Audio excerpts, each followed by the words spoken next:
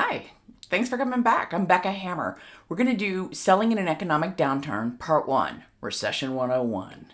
In today's session, we're going to talk about understanding economic contractions. Call it a recession, call it an economic downturn, call it whatever you want. What are you going to learn today? You're going to learn the definition of a recession. We're also going to talk about other factors that go along with things that feel like an economic downturn, because it's not just one thing, it's a lot of things, and you're feeling a lot of them. We're going to talk about historical downturns, because guess what? This isn't the first one, it's not the last one. We're going to talk about the global ripple effect.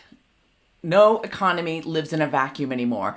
Globalization has brought us all together, for better or for worse.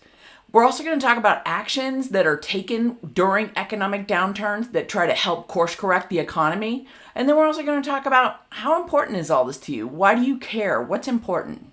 Nothing good lasts forever. We've been on a roll with the economy for a long time. This has been a really good stretch of economic prosperity. And now things change. And that's okay. So let's talk about what is a recession.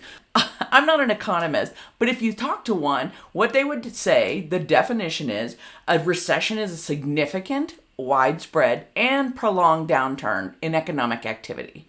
They'd say that 2 consecutive quarters of negative GDP growth means recession. Are we in a recession? Well, we have been, but now we're not. I mean, again, with the economist's version of it. So there's other determinations too. So let's look at the whole picture to look at the data. What else are we looking at? Labor markets. We're talking about consumer spending, business spending, industrial production, incomes, lots of stuff going into it. Let's dig a little bit deeper into that. Technically, negative GDP for more than 2 quarters equals recession. Rising inflations, high interest rates.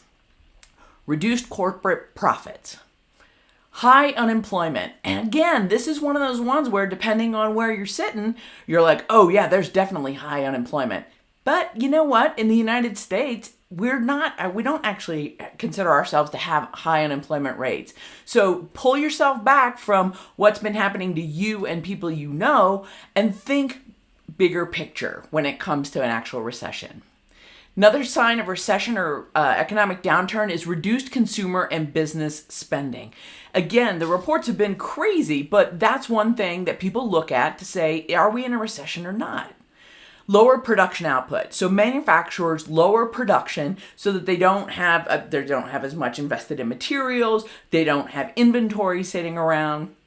And then global markets are also impacted in a recession or in an economic downturn. Also, housing market instability.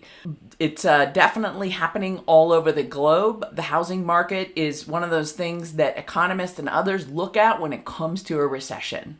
Now, on the cheat sheet, I've included an amazing article from Forbes that talks about other recessionary factors. So if you love the concept of recession and you want to learn more about it, click on this article to learn a lot more.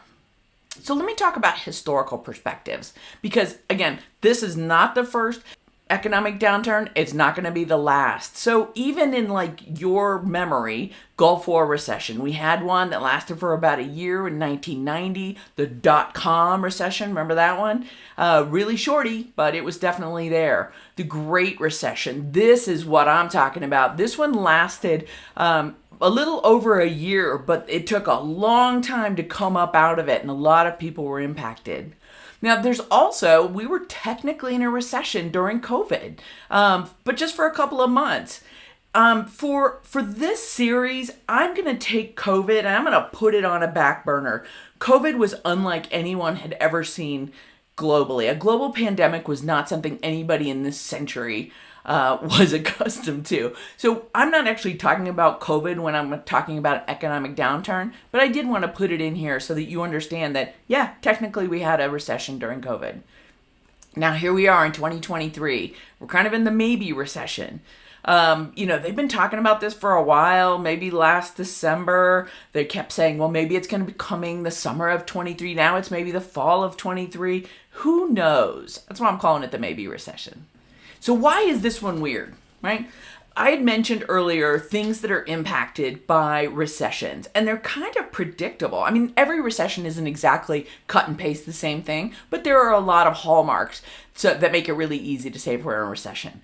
But this one, right now that we're in 2023, whether it's a recession or not, it's been forecast for a while. So who talks about a recession for a year? I don't know. I suppose they do, but we've been talking about it for ages. With every single quarterly report, there are surprises. Whether it's a jobs report, whether it's companies and their profits, they're just these, the prospectors and the naysayers are all like, oh, it's going to be terrible. And then it comes out fine. So there have been a ton of surprises around this one. Recently, I've been reading that if we actually go into recession, it'll be a short one. They're calling it recession with a small r, or a soft landing recession. I don't know. Again, this is what the talking heads are saying. Why am I telling you about this? Because it's important that you can have this conversation as well. So here's what's been weird, that in my observation as a salesperson, is that so many companies are acting like we're in a recession, right? These massive layoffs from, especially in the tech sector, you've seen that, slashing spending, marketing budgets are toast. So companies are acting like we're in a recession, but traditional indicators say, no, we're not. How weird is that? There's also global impacts about what's been happening lately. Because of globalization, remember, economic downturns usually have impacts that ripple throughout the world. Good example, Silicon Valley Bank collapses, taken over by the Federal Reserve. 1 or 2 days later, Signature Bank goes, okay? That was taken care of after a couple of days. But a week later, Credit Suisse falls. Again, nothing lives in a vacuum anymore economically, so what impacts one is typically going to impact another. Okay, so governments have levers to help manage recessionary factors. One of those we talked about already, raising interest rates, keeping that inflation in check. That's really important. Lower interest rates to lower the cost of borrowing, if it's appropriate. Policy making, help certain populations, announcements and forecasts. I don't know about you. I try to keep up on economic news, but I think that governments try to do a really good job of being forward with their economic outlooks and pronouncements. And I think that's to keep people from panicking, quite frankly. So I think that that's actually part of the whole management piece of the economy. So what are you supposed to take away from this? So here's the deal, is first and foremost, remember, recessions happen. They are absolutely economic occurrences that are expected. They're not new. They've been happening since time immemorial. Just because it's new to you doesn't mean it's new to policymakers and money people. Okay? The current economic downturn has not been as drastic as, say, the Great Recession of 2007-2008 was. It might feel like that to you, but, again, we're talking about recessions with small r's here. At the end of the day, and this is what I think about a lot, it doesn't really matter what economists and think tanks say. Okay? You know what you know. You know how companies are responding. You know how your sales have been impacted. And it's your opportunity to change things. No company is sitting around waiting for the Fed to tell them that we're in a recession. They make moves to manage their business, and you're probably feeling the impact of that right now.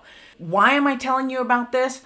Because understanding what a recession is, what a recessionary response is, help you control what you can control. In the next session that we're going to do, we're going to talk about that. We're going to talk about how people change their behavior. We're going to talk about changes that people make in response or in preparation for economic downturns to happen. Ready to learn more? All right, well, join us for the next session, Responses to an Economic Downturn.